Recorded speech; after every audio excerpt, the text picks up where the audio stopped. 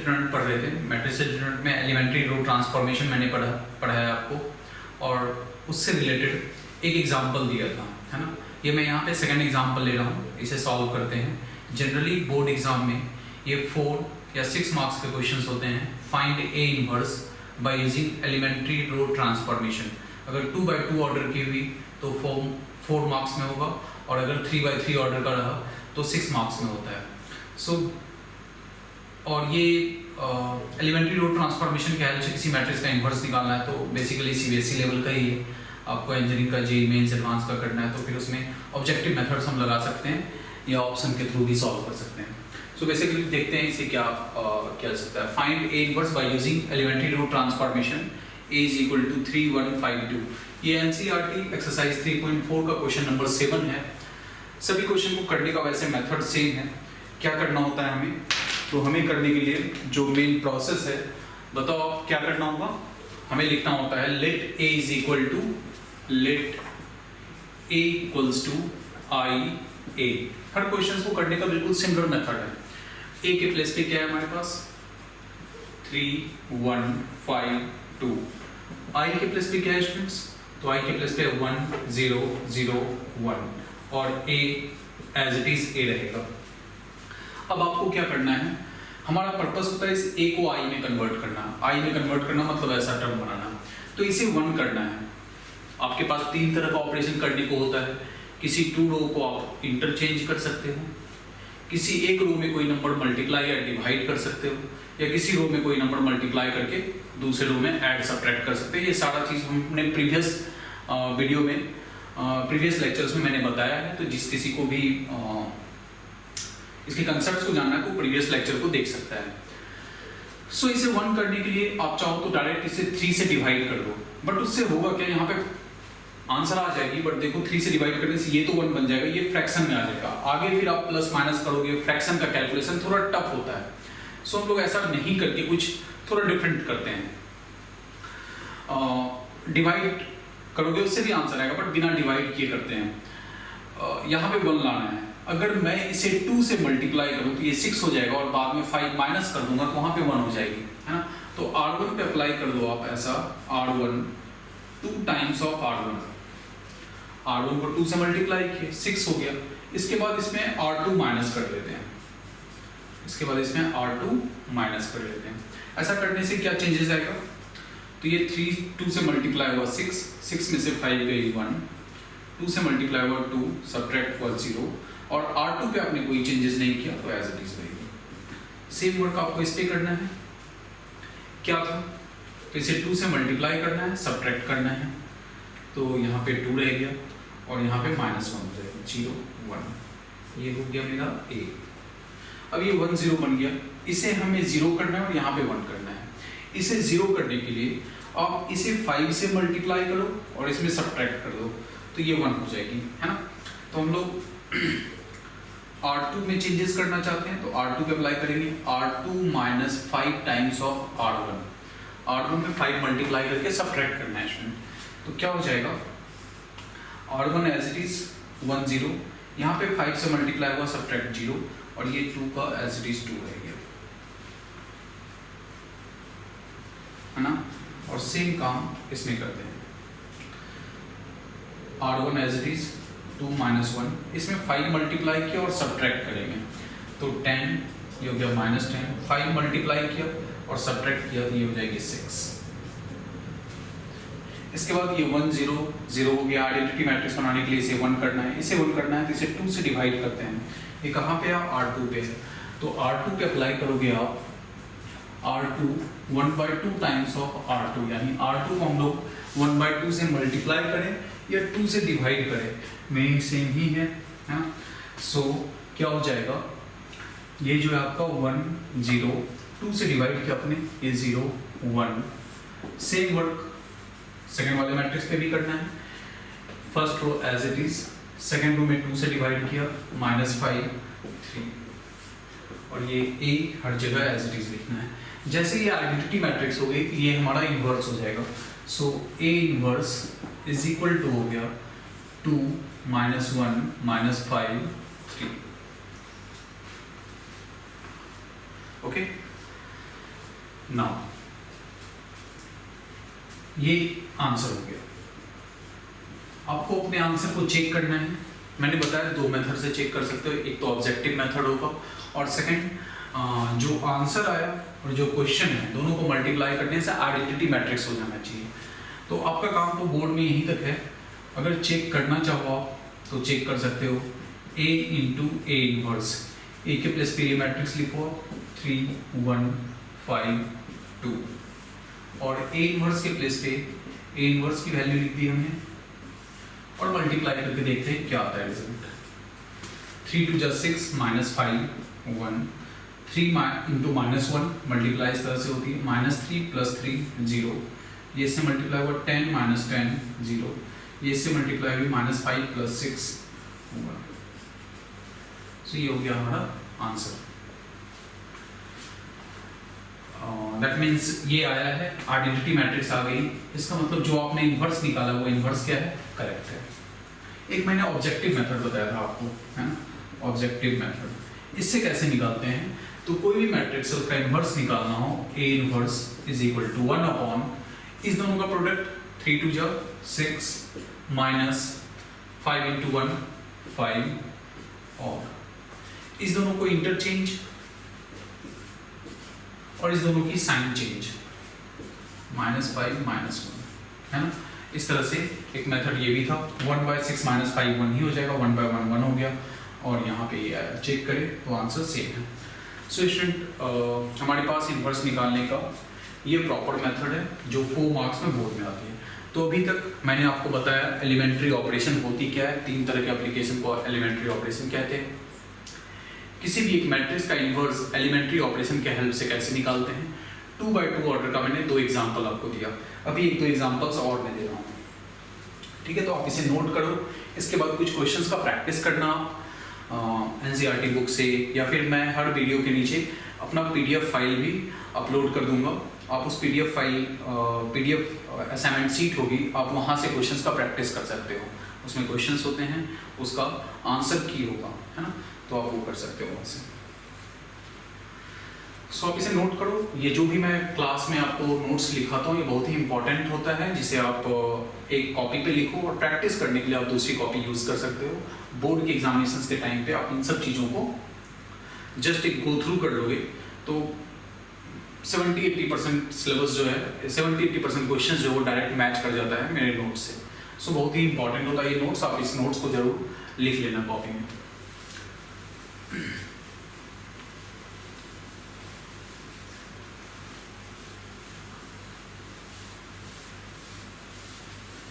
Next student इसके second examples को लेते हैं हम लोग। सेकंड एग्जांपल मतलब 2 एग्जांपल तो ही दिया था, एक थर्ड एग्जांपल, या अगर एनसीईआरटी बुक से ही ले लूँ मैं तो एनसीईआरटी बुक से क्वेश्चन नंबर 12 को देखते हैं। क्वेश्चन नंबर 12 ले सकते हो आप, या क्वेश्चन नंबर 14 भी ले सकते हो। क्वेश्चन नंबर 14 2142 2142 ये कोई ए मैट्रिक्स है और मुझे इसे इन्वर्स निकालना है, इसका ए इन्वर्स फाइंड करना है। तो सभी क्वेश्चंस को जैसे करते हो वैसे ही करोगे। Let A is equal to I A के प्लेस पे ए मैट्रिक्स लिखोगे 2 1 4 2। आई के प्लेस पे आई मैट्रिक्स लिखना है हमें 1 0 0 1 और ए के प्लेस पे ए आ जाएगी। अब आगे स्टूडेंट हमारा पर्पस है इसे आइडेंटिटी मैट्रिक्स में कन्वर्ट करना। इस दोनों में सेम एलिमेंट कॉमन दिख रहा है, तो ऐसे इन जनरल आपको कुछ कॉमन वगैरह दिखे तो आप पहले तो उसको जिस नंबर से कॉमन है, जिसका ये मल्टीपल्स है, उतने से डिवाइड करके उसको सिंपल बना दो, है ना। या फिर इस प्लेस पे अगर 0 चाहिए मुझे तो मैं इसको 2 से मल्टीप्लाई करके सबट्रैक्ट कर देता हूँ। आप ऐसा नहीं कर सकते सीधा इसको 2 से डिवाइड कर दिए, थोड़ा इजी और सिंपल नंबर आएगा। अदरवाइज डायरेक्ट ऐसे R2 - 2 टाइम्स ऑफ R1। सो ये पार्ट 2 1 एज इट इज, 2 से मल्टीप्लाई करके सबट्रैक्ट किया आपने 0 0 और इस साइड 1 0, 2 से मल्टीप्लाई करके सबट्रैक्ट करोगे -2 1 0। स्टूडेंट एक चीज और यहाँ पे बहुत ही इंपॉर्टेंट है कि अगर आपने कोई एलिमेंट्री ऑपरेशन अप्लाई किया और आपके किसी मैट्रिक्स का वन रो कंप्लीट जीरो हो जाए, इसको जीरो रो कहेंगे, वन रो कंप्लीट जीरो हो जाए, इसका मतलब उसका सारा एलिमेंट जीरो हो जाए, तो ऐसे मैट्रिक्स का आप इनवर्स फाइंड नहीं कर सकते हो। यहाँ पे एक रो कंप्लीट क्या हो गया, जीरो हो गया, all elements of second row are zero, so A inverse does not exist, है ना। मतलब हर मैट्रिक्स का इनवर्स हम नहीं निकाल सकते हैं। अगर आप एलिमेंट्री ऑपरेशन अप्लाई कर रहे हो, वन रो कंप्लीट जीरो हो गया एलिमेंट्री ऑपरेशन करते समय, तो उसका इनवर्स एग्जिस्ट नहीं करेगा। इसको हम क्वेश्चन देख के भी बता सकते हैं कि इस मैट्रिक्स का इनवर्स एग्जिस्ट करेगा या नहीं करेगा। ऑब्जेक्टिव मेथड जो होता है इनवर्स निकालने का, वो क्या होता है, A inverse is equal to 1 upon इस दोनों का प्रोडक्ट माइनस इस दोनों का प्रोडक्ट। अगर ये डिनोमिनेटर का पार्ट जीरो हो जाए तो 1 अपॉन जीरो क्या होता है, नॉट डिफाइंड। ये नॉट डिफाइंड हो गया, मतलब ए इनवर्स नॉट डिफाइंड। तो अगर इस क्वेश्चन का हम इस मेथड से निकालना चाहें, इसको डिटर्मिनेंट कहते हैं एक्चुअली ये निकालने का, आगे हम पढ़ेंगे मैट्रिक्स के बाद डिटर्मिनेंट दिया रहा है। अगर ऑब्जेक्टिव मेथड से मैं इसे सॉल्व करने का कोशिश करूं तो ऑब्जेक्टिव मेथड के according A inverse is equal to 1 upon इस दोनों के प्रोडक्ट 4 माइनस इस दोनों का प्रोडक्ट, इस दोनों का प्रोडक्ट करना है, फिर माइनस इस दोनों का प्रोडक्ट करना है। तो ये जीरो आ गया, जैसे 1/0 तो नॉट डिफाइंड हो जाएगा, फिर आगे क्या है नहीं है इससे तो कोई फर्क ही नहीं पड़ता। तो ए इनवर्स डज नॉट एग्जिस्ट, वो एग्जिस्ट नहीं करेगी। सो क्वेश्चन देख के भी हम पता कर सकते हैं इसका इनवर्स एग्जिस्ट नहीं करेगा, बट एग्जाम में आप ये चीज नहीं लिख सकते हो, ये रीजन एग्जिस्ट नहीं होने का। आपको इस तरीके से सॉल्व करना है, एक रो कंप्लीट जीरो हो जाएगा, लिखोगे since one row all elements of A row is all elements of second row is zero, that's why A inverse does not exist. I think सभी को क्लियर हो गया होगा। ऐसे 2-3 क्वेश्चंस हैं एनसीईआरटी में जिसका इनवर्स एग्जिस्ट नहीं होगा, जैसे मैं देख रहा हूँ क्वेश्चन नंबर 12, क्वेश्चन नंबर 14, है ना, इन सब के इनवर्स एग्जिस्ट नहीं होंगे। क्वेश्चन नंबर 12 की अगर मैं बात करूँ तो 12 भी मैं आपको दिखा देता हूँ कैसा है। अभी मैंने 14 किया है, क्वेश्चन नंबर 12 को देखते हैं। एक बार चेक करना कैमरा काम कर रहा है या नहीं। So question number 14, 12 is a is equal to 6 minus 3 minus 2 1। अब देखो इस दोनों का प्रोडक्ट करो, 6 माइनस इस दोनों का प्रोडक्ट करो, 6 माइनस 6 जीरो हो गया, इस दोनों का प्रोडक्ट माइनस इस दोनों का प्रोडक्ट। अगर जीरो आता है तो इसका मतलब उसका इनवर्स एग्जिस्ट नहीं हुआ, ये मुझे पहले से पता चल गया। इसका मतलब इसका एक रो कंप्लीट जीरो होने वाला है। बट हम लोग लिखेंगे let A is equal to I A. अब ए के प्लेस पे ए मैट्रिक्स लिख दो, वो क्या है, अब 6 माइनस 3 माइनस 2 1। आई के प्लेस पे आइडेंटिटी मैट्रिक्स लिखोगे 1 0 0 1। ये हो गया ए। इसका हमें इनवर्स फाइंड करना है, तो आइडेंटिटी मैट्रिक्स में कन्वर्ट करने के लिए अगर मैं इसे एक रो में अगर आपका इसको 3 से मल्टीप्लाई करके इसमें ऐड कर देते हैं, R1 में ये जीरो हो जाएगा, फिर आपस में इंटरचेंज कर देंगे, जीरो यहाँ आ जाएगा अपना, है ना। तो R1 minus 3 times of R2। So R1 में चेंज करें, इसको 3 से मल्टीप्लाई करके ऐड कर दें, तो 3 से मल्टीप्लाई किया आपने तो ये हो गया -6 + 6 0, 3 से मल्टीप्लाई किया ऐड किए 0, ये -2 1। फिर आगे जो भी है उससे फर्क नहीं पड़ता। आपका अगेन यहाँ पे वन रो R1 जो है वो कंप्लीट क्या हो गया, जीरो हो गया। All elements of R1 is 0, so we say A inverse does not exist. A inverse does not exist. तो इस तरह से स्टूडेंट्स आप किसी भी मैट्रिक्स का अगर इन्वर्स निकालने को कहा जा रहा है तो हम इन्वर्स ऐसे फाइंड कर सकते हैं। और अब अगर हम एक 3x3 ऑर्डर का मैट्रिक्स ले लूँ जो बोर्ड में आया है क्वेश्चंस, उस क्वेश्चन को हम लोग सॉल्व करें तो इस तरह से समटाइम्स ए इनवर्स एग्जिस्ट होती है, समटाइम्स ए इनवर्स एग्जिस्ट नहीं होगा। कब नहीं होगा, जब वन रो किसी भी एक रो का ऑल एलिमेंट्स 0 हो जाए तो इन्वर्स एग्जिस्ट नहीं होती है। अब 3x3 ऑर्डर का एक मैट्रिक्स लेते हैं और इसे सॉल्व करते हैं। 3x3 ऑर्डर 6 मार्क्स में होगा, थोड़ा सा कैलकुलेटिव बेस्ड क्वेश्चन है, दैट मींस इसमें कैलकुलेशन ज़्यादा होगी, बट इजी कैलकुलेशन है, मतलब ऐसा नहीं है कि प्लस माइनस ही तो करना है, बस आपको ध्यान रखना है कि आइडेंटिटी मैट्रिक्स में कन्वर्ट करना है इसे हमें। और काफ़ी स्कोरिंग है, मतलब आप 2-3 क्वेश्चंस का अगर प्रैक्टिस कर लो तो सीधा आपके 4 या 6 मार्क्स के क्वेश्चंस यहाँ से मैच करते हैं एग्जाम में। तो एक क्वेश्चन लेते हैं हम लोग फिर से, example I think first second third fourth हो गया। Example 5, a is equal to है, ये बोर्ड में जो क्वेश्चन मैं अभी करवा रहा हूँ सीबीएसई बोर्ड में आ चुका है, -1, 1, 2, नेक्स्ट है 1, 2, 3, 1, 2, 3, नेक्स्ट रो में है 3, 1, 1।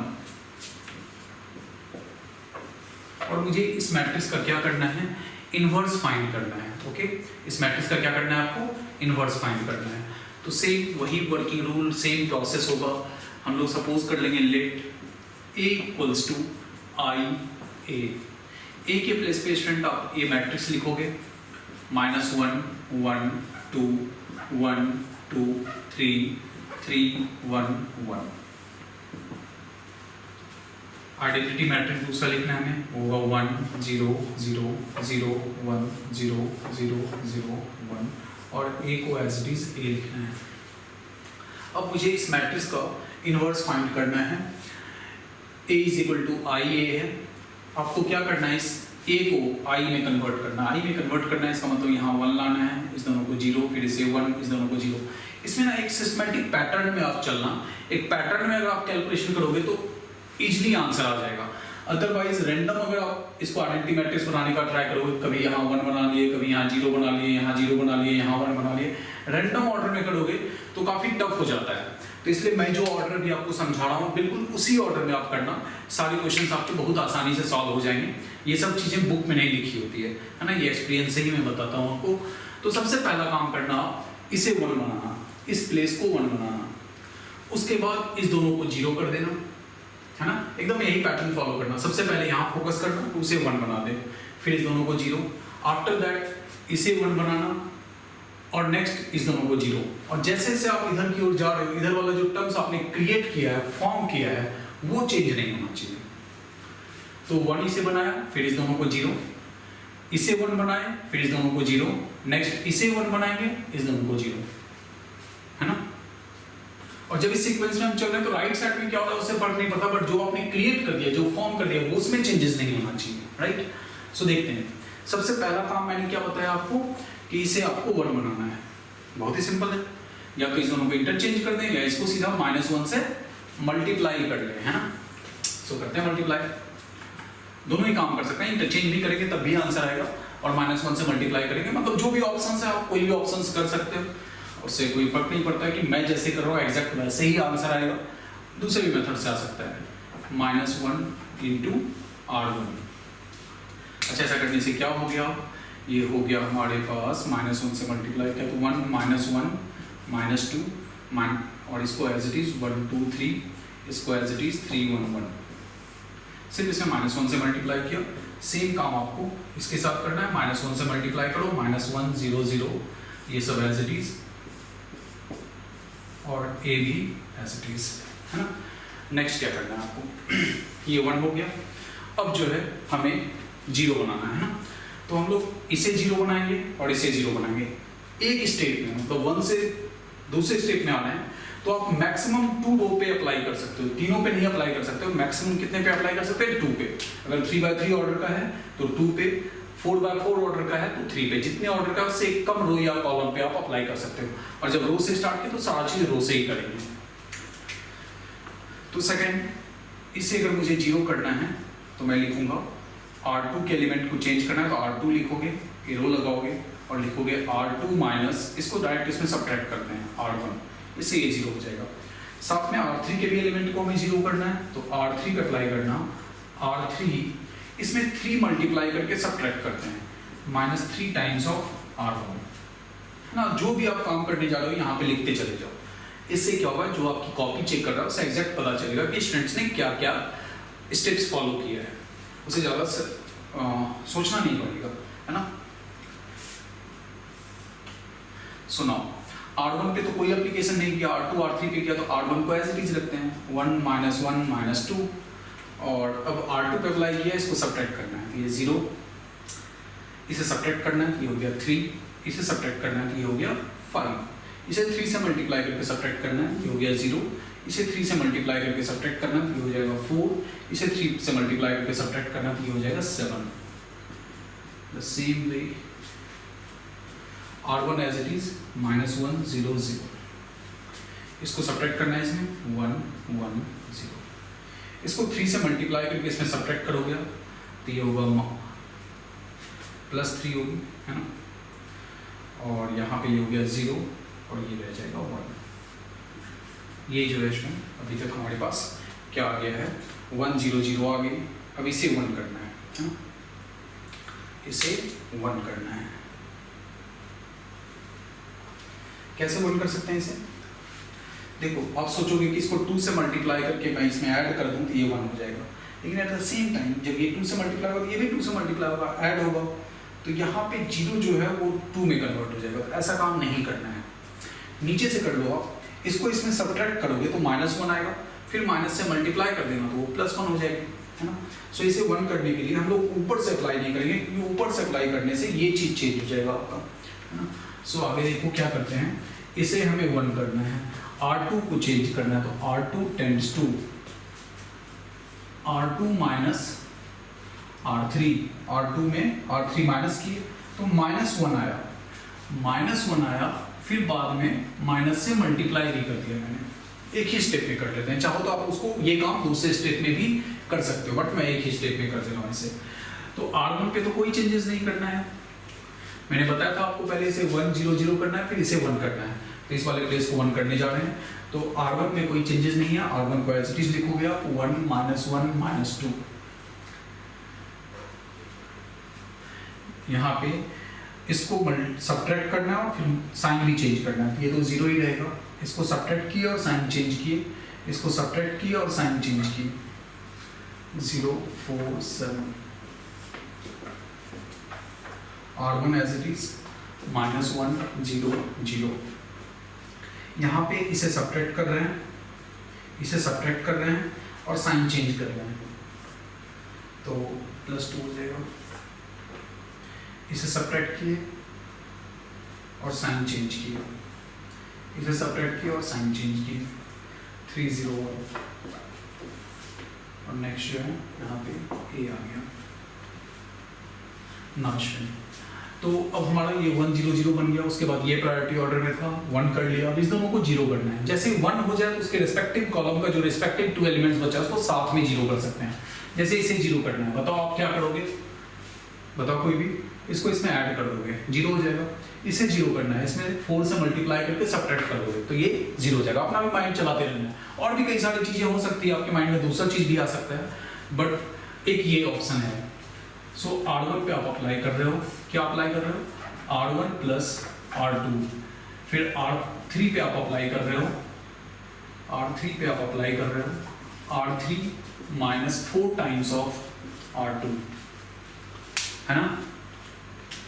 बस आसान है, बस कैलकुलेशन करते जाना है और कुछ नहीं है इसमें। इस दोनों को ऐड किया, ये तो 1 ही रहेगा, इसे ऐड करोगे आप 0 हो गया, इसे ऐड करोगे आप 0 हो गया। R2 में कोई चेंजेस नहीं करना है, एज इट इज लिखना है। यहाँ पे आप इसको -4 से मल्टीप्लाई करके ऐड करोगे, 0 हो जाएगा, ये 0 हो गया, -4 से मल्टीप्लाई करके ऐड किए, -1 हो गया, एंड नेक्स्ट -1 0 सॉरी इसको ऐड करना है इसमें, तो ये हो जाएगा हमारा +1, इसे ऐड किए -1, इसे ऐड किए 1, R2 as it is, and इसे ऐड करेंगे R3 में, R2 को -4 से मल्टीप्लाई करके ऐड करना है, तो हो जाएगा -5, -4 से मल्टीप्लाई करके ऐड करोगे 4, -4 से मल्टीप्लाई करके ऐड करोगे -3। हो सकता है कहीं पे कैलकुलेशन मिस्टेक्स भी मेरे से हो जाए, आप लोग ध्यान देना। बट लास्ट में आंसर चेक कर लेंगे कि जो आंसर है वो करेक्ट है या नहीं। नाउ अब जो है देखो आप 1 0 0 हो गया, इसे 1 0 0 बना लिया, अब इसे 1 करना है। इसे 1 करना है तो इसको -1 से मल्टीप्लाई करते हैं। R3 के एलिमेंट को करना है हमें, तो माइनस ऑफ R3 कर दिया हमने, यानी माइनस से मल्टीप्लाई कर दिया इसको। क्या होगा 1 0 0 0 1 2, माइनस से मल्टीप्लाई किए 0 0 1 हो गया। 1 -1 1 2 -1 1, माइनस से मल्टीप्लाई किए 5 -4 3 8। अब जो है एक एलिमेंट ये रह गया जिसको 0 करना है, तो R2 में है ये एलिमेंट, R2 में लिखोगे आप R2 - 2 टाइम्स ऑफ R3, है ना। तो ये 1 0 0 0 1 0 0 0 1, और इस साइड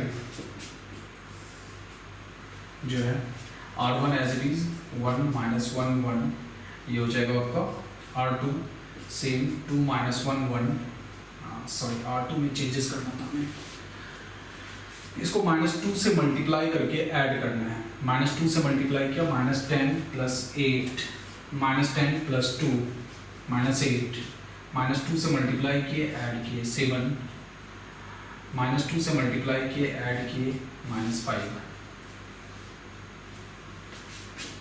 5 -4 3, ये हो गया A। अब यही जो आया है इसको हम लोग कहेंगे A इनवर्स, है ना। वो जो आया है आंसर में इसका नाम क्या हो जाएगा A इनवर्स। यहाँ पे लिख देता हूँ मैं A इनवर्स। आ गया है हमारे पास 1 -1 1 -8 7 -5 5 -4 3, ये हमारा आंसर हो गया, है ना। चेक करना है मेरा आंसर करेक्ट है या नहीं। तो जो क्वेश्चन है, जो आंसर और जो क्वेश्चन है दोनों को मल्टीप्लाई करते हैं, आइडेंटिटी मैट्रिक्स होना चाहिए।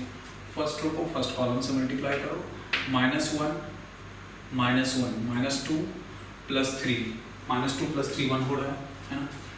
फर्स्ट रो सेकंड कॉलम 1 -2 + 1 0 आ रहा है, यानी A × A इनवर्स I आ रहा है। तो इसका मीनिंग है ये जो आंसर है वो एक करेक्ट आंसर है, ठीक है स्टूडेंट।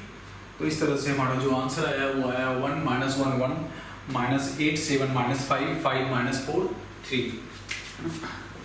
तो ये आंसर। तो 3/3 ऑर्डर का कोई भी मैट्रिक्स का अगर इनवर्स निकालना हो तो सेम प्रोसेस है। मैं एक बार दोबारा से एक्सप्लेन कर रहा हूँ आपको क्या करना है। जो भी क्वेश्चन है सबसे पहला स्टेप है A = IA लिखना, इस तरह से हमने लिख दिया। इसके बाद इसको आइडेंटिटी मैट्रिक्स में कन्वर्ट करना है। ऐसा कन्वर्ट करने के लिए इसे 1 करना है, इस दोनों को 0, फिर इसे 1, नेक्स्ट इस दोनों को 0, आफ्टर दैट इसे 1, इस दोनों को 0, है ना।